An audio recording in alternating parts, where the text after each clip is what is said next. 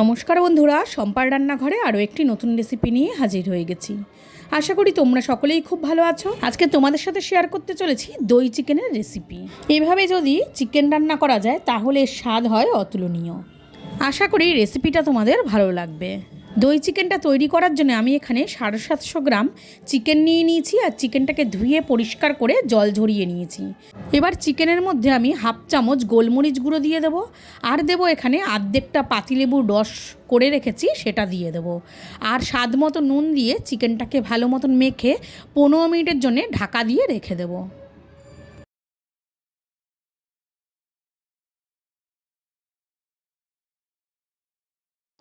এই সময় একটা মশলার পেস্ট তৈরি করে নেব। তার জন্য মিক্সির জারে আমি নিয়ে নিলাম 10-12 কোয়া রসুন আর নিয়ে নেব 1 ইঞ্চি আদা আমি টুকরো করে রেখেছি সেটা দিয়ে দিলাম আর 4টে কাঁচা লঙ্কা নিয়েছি আর মাঝারি সাইজে 2টো পেঁয়াজ আমি টুকরো করে রেখেছি সেটাও দিয়ে দেবো আর এখানে আর্ধেকটা টমেটো আমি এখানে দিয়ে দিলাম। এবার একসাথে এটা একটা পেস্ট তৈরি করে নেব।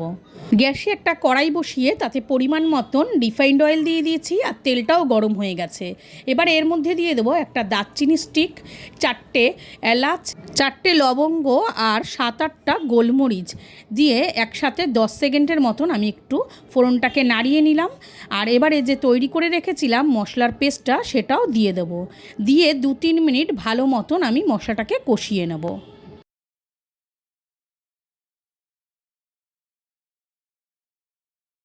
গ্যাসের আঁচ মিডিয়াম টু হাইতে রেখে মশলাটাকে একটু কষিয়ে নেওয়ার পর এর মধ্যে যে মাংস আমি ম্যারিনেট করে রেখেছিলাম সেই মাংসগুলো দিয়ে আবারও ভালো মতন মিশিয়ে নেব। ভিডিওটা যদি ভালো লাগে তাহলে একটা লাইক দিও, শেয়ার করো আর নতুন নতুন ভিডিও পাওয়ার জন্য চ্যানেলটিকে সাবস্ক্রাইব করে আমার পাশে থেকো।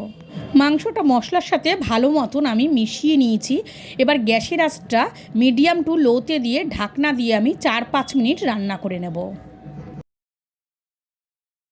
5 মিনিট বাদে ফিরে আসলাম। ঢাকনাটা তুলে মাংসটাকে ভালো মতন নাড়িয়ে নেব আর মশলার গা থেকে তেল ছাড়তে শুরু করেছে। এবারে এই সময় আমি কিছু গুঁড়ো মশলা দিয়ে দেব। প্রথমে দিয়ে দেবো হাফ চামচ কাশ্মীরি লঙ্কার গুঁড়ো আর দেব খুব সামান্য পরিমাণে একটু হলুদ। এই রান্নায় হলুদটা খুব কম ব্যবহার করতে হবে। আর দিয়ে দিলাম স্বাদ মতো নুন আর 1 চামচ ধনে গুঁড়ো। এবারে আবারও ভালো মতন মশলার সাথে মাংসটাকে মিশিয়ে নেব। ম্যারিনেট করার সময় যেহেতু নুনটা দেওয়া হয়েছে তাই নুনটা কিন্তু আমি এখানে খুবই সামান্য পরিমাণে দিয়েছি, তোমরাও কিন্তু নুনটা বুঝে ব্যবহার করবে। মাংসটাকে ভালো মতন মিশিয়ে নিয়েছি। এবারে ঢাকনা দিয়ে 7-8 মিনিট গ্যাসের আঁচ লোতে দিয়ে মাংসটা রান্না করে নেব।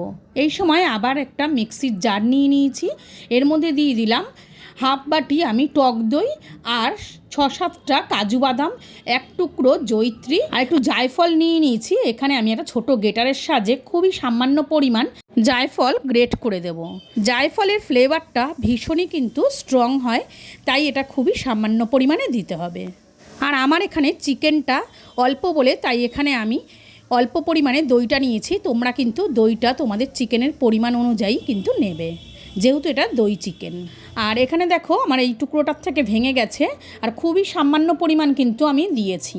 এবার এটা একটা পেস্ট তৈরি করে নেব। এদিকে 7-8 মিনিট বাদে ঢাকনাটা তুলে চিকেনটাকে আবারও একটু ভালো মতন নাড়িয়ে নিচ্ছি।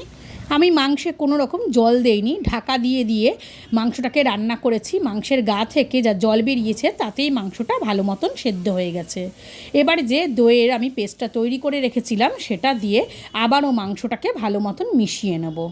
মাংসটাকে দইয়ের সাথে ভালো মতন মিশিয়ে নেওয়ার পর ঢাকনা দিয়ে আবারও আমি 2-3 মিনিট মাংসটাকে কষিয়ে নেব। এই সময় গ্যাসের আঁচ লো টু মিডিয়ামে রেখে মাংসটাকে কষাতে হবে। 2-3 মিনিট বাদে ঢাকনাটা তুলে মাংসটাকে আবারও একটু নাড়িয়ে নিচ্ছি। মাংসের গা থেকে সুন্দর মতন তেল ছাড়তে শুরু করে দিয়েছে আর মাংসটা কিন্তু সুন্দর মতন সেদ্ধও হয়ে গেছে। এবারে এর মধ্যে দিয়ে দেব কসুরি মেথি, খুবই সামান্য পরিমাণে দেব গরম মশলা। এই দই চিকেন খেতে কিন্তু অসাধারণ হয় আর দেখেই তোমরা বুঝতে পারছো কতটা লোভনীয় হয়েছে। বাড়িতে কিন্তু অবশ্যই একবার ট্রাই করো আর কমেন্ট করে জানিও আমার রেসিপিটা তোমাদের কেমন লাগলো। কাসুরি মেথি আর গরম মশলার সাথে মাংসটাকে ভালো মতন মিশিয়ে নিয়েছি। এবারে গ্যাসের আঁচটা বন্ধ করে আমি 1-1.5 মিনিট স্ট্যান্ডিং টাইমে রেখে দেবো মাংসটাকে, তারপর এটাকে সার্ভ করব। তাহলে আজকের মতো এটুকুই। সবাই ভালো থেকো, সুস্থ থেকো। খুব শিগগিরই নতুন একটা ভিডিও নিয়ে আবারও তোমাদের সামনে হাজির হয়ে যাব।